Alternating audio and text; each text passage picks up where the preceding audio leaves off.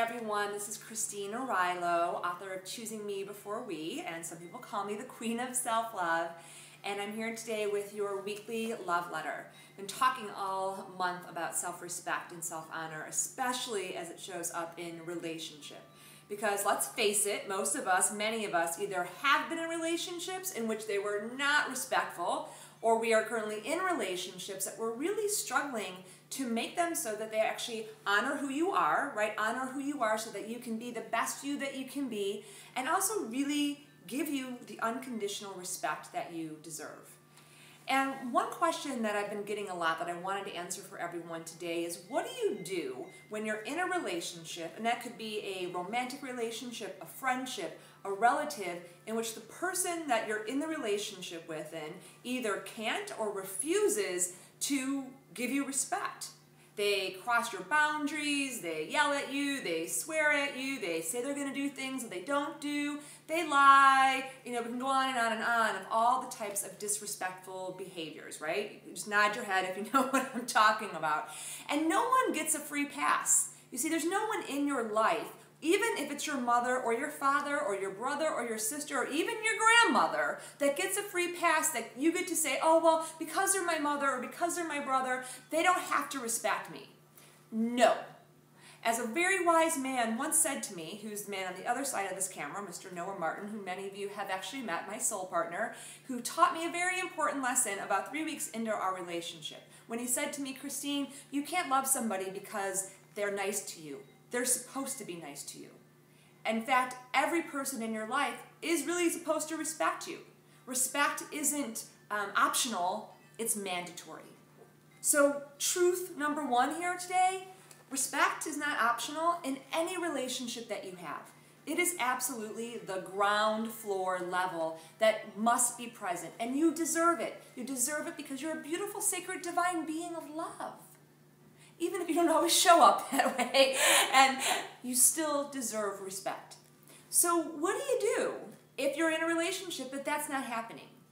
Well, let me tell you a quick story, and through the story, I'm going to actually share with you a couple of things that I've done in my own life to actually transform every single relationship, yes, every single relationship, and I have many of them, into only relationships that are full of unconditional love and respect.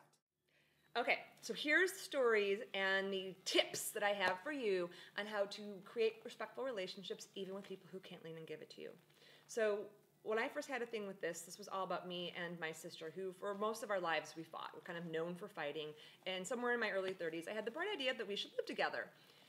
And this was right after, this was about 10, 11 years ago, I had taken the vow of I only have loving, respectful relationships, which meant I had to take the first step, which is meaning that in every relationship I was in, no matter what, and this is for you as well, you have to be willing to give respect. So, and that doesn't mean that you be a doormat. Now remember that. You're not a doormat, you're not a victim, but you have to be willing to give respect. And here's how this works. So my sister, one morning, we woke up, we were in the bathroom, you know how girls are in the morning, kind of crabby or whatever, fighting for the bathroom, and she totally overreacted, came out and was like a nutcase with me, like yelling and screaming and calling me names. And we're standing in the hallway, and I can remember it just like, it was yesterday, and we're in the hallway, and she's here, and I'm here, and she just starts spewing this toxic energy at me, calling me a bitch, and this and that, and rah, rah, rah, rah, rah. And I remember standing there and looking at her and being like, I could totally in this moment spew back to her all the same things. I know how to do that, and we've done it for many, many years. But I made a promise to myself. I only have loving, respectful relationships. And so when someone comes at you and they're disrespecting you or dishonoring you, stepping on your boundaries, being mean, whatever, swearing, etc., you do not disrespect them back, but you do set a boundary.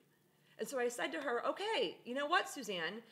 I hear you're mad, but we're not going to do this. I am not going to be called names, and I'm not going to call you names back. If you want to talk about this, then we need to do it in a respectful way. Now, she, of course, did not just be like, oh, yes, of course. And people are like that you're in this disrespectful relationship where you're used to having the energy. So think, other person, think of a person in your life right now who you are not experiencing respect with. Go ahead, think of that person, and imagine you and that person. And imagine the energy that's going between the two of you all right now. That energy is a law.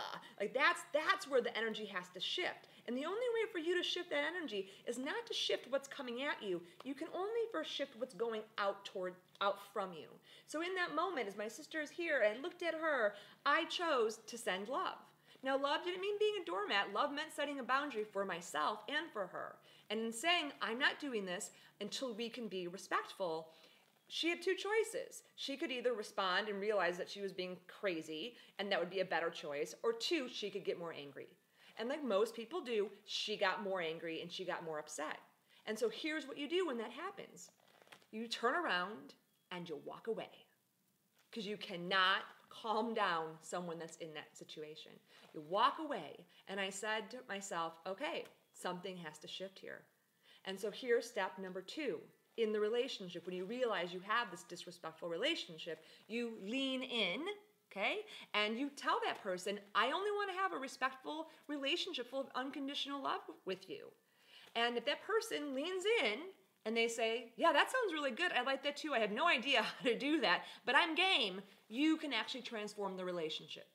But if that person, like my sister, when I went to her and sat with her on a couch and said, you know, Suzanne, I only want to have a loving relationship with you, even when we fight. And she was like, what? I don't want, like, that sounds weird and crazy. And what ended up happening in our relationship is it escalated to the point where, like, 6 weeks later, we had a bigger fight, and she ended up throwing a candlestick at my head with this big lead candlestick holder on it. And I was like, I had to be real, and here's for you. You got to be real. What is that person actually capable of? And so for me, she was not capable of unconditional love and respect. And if that person isn't, that means they've leaned out. You can't actually transform the relationship into something that's going to be totally respectful and full of unconditional love.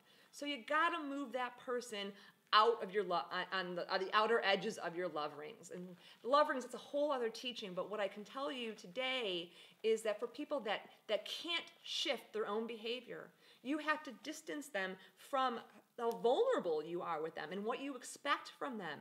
Doesn't mean that you don't love them. It just means that you don't let them into your vulnerability, and you don't expect that you're going to have some Norman Rockwell relationship with them.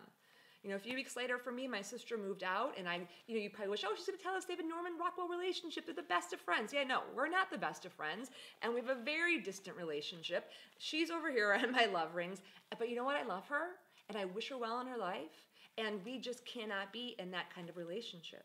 So parent, sister, brother, child, of course, once the child is older and on their own, grandparent, you deserve unconditional love and respect. And if you need more and you want to know more about it, do the love rings. There's a video out there you can take. You can take Choosing Me Before We, and take the stand to only have loving, respectful relationships. And today on the blog, go ahead and write down, I will only have loving, respectful relationships. Choose one relationship right now that you're going to take one action. What action are you going to take? Are you only going to give respect and still have your boundaries? 2, are you going to lean in and try to transform it? 3, do you have to really acknowledge who that person is and move them out of the love rings? Write it here on the blog. I will witness you, and I am sending you much love. Bye, everyone. Till next time.